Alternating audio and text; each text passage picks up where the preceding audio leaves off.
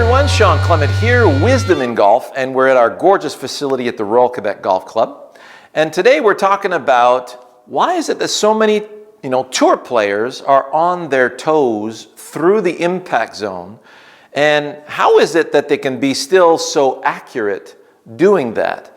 Well, amazing explanation coming up. And it's something that all of you should be focused on, especially with the driver.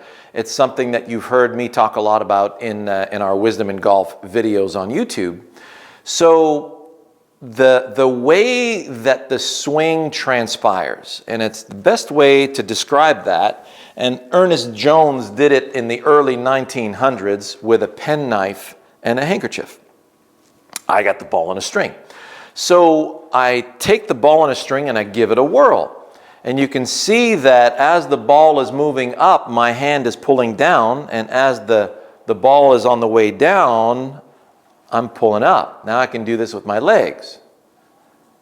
See that? That's just like a kid on a swing, standing up on the swing. And they're pushing at the opportune moment to get more height out of their swing. You do that in skiing, you do it in skating, you do it in so many disciplines without thinking because you're a gravity absolute genius. So we're looking at the same thing with the golf swing. If I only had one arm, here's my ball on a string. I want to turbocharge that sucker. See what happens? Now I'm able to really give it a whirl. And you see the excess, has to be dissipated somehow so I don't injure myself. So you'll notice that when Justin Thomas, and one of the reasons why I like his swing a lot is because it's on the upright side of things, right? Just like Bubba Watson. And that's where you'll typically see the longer hitters. The longer hitters are always more upright than flat. So if you're flat and out of position, you'll have to lift before coming back down. Over and through is the term I like to use, especially for the good players, like Hale Irwin was over and through, and Craig Perry, and I did a video on that, and Matt Kuchar's a little bit that way as well. Whereas Justin Thomas is right on the plane that's going to allow him to make a beeline through the ball and into his picture. So that can generate a lot more momentum because there's no need to have any interruptions. It's a beeline. So you'll notice that when he's swinging smoothly, his feet are a lot closer to the ground. And when he's swinging more aggressively, even with a wedge, I saw him hit a wedge over the weekend at the Honda Classic. And he was hemming and hawing about maybe it's not enough. And he says, I'm going to go for a hard wedge. He did that with a 7-iron when he won one of his majors. And so on the way through, you see him up on his toes. Well, that's just him counteracting the G-forces of his arc. So he's wanting to take his swing out there. He's got a wonderful, slinging action going on. And you look at his posture, he's over the ball. And as he's coming through, he's maintaining his posture. And in order to counteract the club from digging into the ground and continuing that way, the brain is saying, hey, we need to get up on our toes in order to go in that direction. And because we're going in that direction, he's getting on his toes and he's clearing his hips. He's doing everything he needs to do to go over there. Bubba Watson is very much the same way. When he's opening up on a driver or a long iron, you see him get right up on his toes. But when he's hitting some nice little, controlled wedges, nice and soft, there's no need to do that. So let me show you a couple of perpetual motion drills. And this is something we do regularly in Wisdom in Golf. I'm just going to let the club swing in each direction here. And I'm doing it very, very smoothly. And now I want to go a little faster.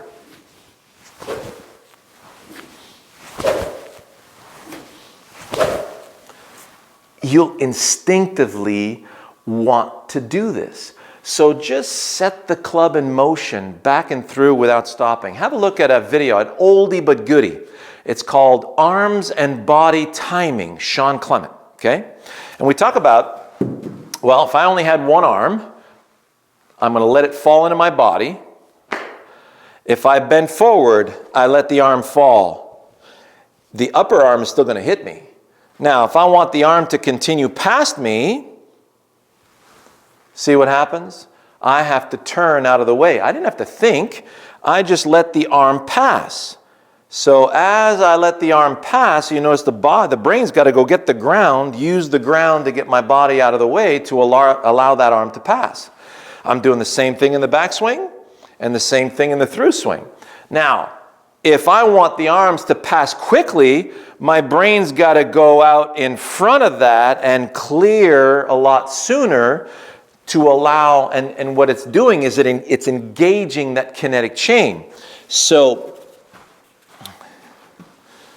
it's going down after it, and now the whole kinetic chain is engaged through the legs, through the core, through the chest and shoulder, through the hands, club, and then finally the club head. So if I want to turbocharge, a really good drill to use, imagine you're taking this and you're swinging it through the tip of a tee. So this is what I use for the driver. I got my ball in a string, and then I want to bring it to the tee, and then I want to deliver a really big whip through that tee. See how I did that? So if I had a piece of wood and I had my wood shaving tool here, my wood planer, and I wanted to take a nice wood shaving and send it out there, softly would be this, and further out would be this. So notice, as I get to the top of the swing, I got to go down and get the ground to get more out of it. This is what you see Rory doing, Tiger. Sam Snead did that in his prime, Jack Nicklaus. So the further I want to go, the more I need a head start with the lower body. It's not yours to think about. This happens very, very naturally in the swing. So you use that perpetual motion drill, fall out of the way, fall out of the way. Now, throw it out there farther. You just engage the body the way it should be in order for you to go that way with some good authority. Now, you'll notice that a lot of players are trying to stay level, and that's something that was instilled in them. In the last 30 years, the teaching has been, be careful, watch out, don't let your levels change.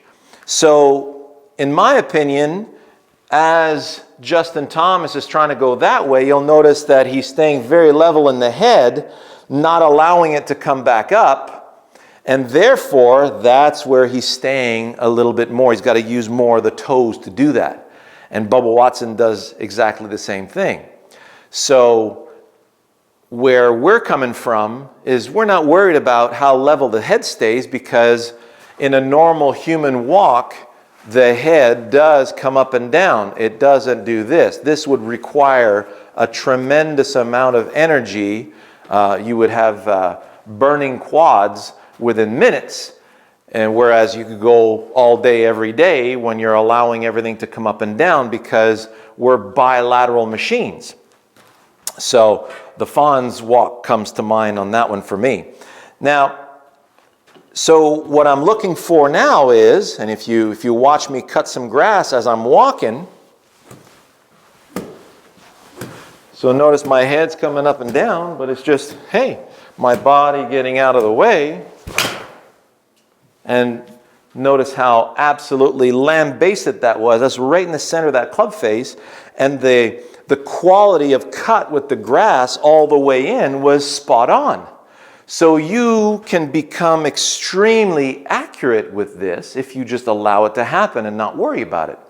So you get into the most solid posture you can to get pre-braced for this, and that's something I have a tendency of doing, is get a little soft in the posture. I don't realize that. I've been a sloucher my whole life. My mom has slapped me several times in the back of the head, and so has my dad, to say, hey, stand up straight. And I'm much more cognizant of that. After 50 years, you figure you'd start being a little more aware of it. And lately in my swing, I've allowed it to come back. I've stopped thinking about it, taking it for granted. And for me, it's something that I have to keep, so I get my posture. And now that I feel like I've got a strong posture, I feel like I can deliver a nice sling through into my picture. So now I can gather and deliver into my picture, and it feels like I was very strong and supported throughout the whole swing. So I hope you enjoyed that, and looking forward to another amazing week of golf this week, and let's see who we can talk about next week. All the best.